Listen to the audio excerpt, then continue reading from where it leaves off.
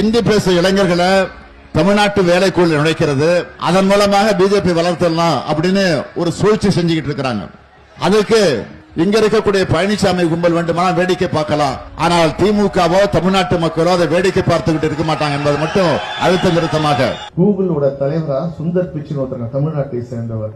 அவர் ஹிந்தி படிச்சிருந்தா என்ன பண்ணிருப்பாரு, செங்கல் வச்சு வீடு கட்டிருப்பாரு. பீகார்ல ஹிந்தி மட்டும் படிக்கிறத இங்க வந்து தமிழை கத்துக்கிட்டு இன்னைக்கு நம்ம வீடு கட்டி தரோம், சாலையை பிறக்கலாம், கக்கூஸ் கழுவுறான்.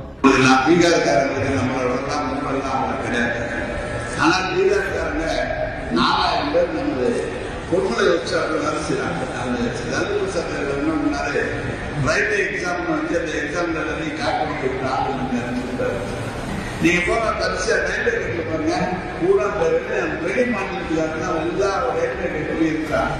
அவர் கலைஞர்கள் சொன்னது 100% உண்மை. இந்தி படிச்சா வேலை கிடைக்கல. இந்தி நம்ம ஊர்ல கோயம்புத்தூர்ல போய் பாருங்க, பானிபூரி வச்சுக்கிறோம்.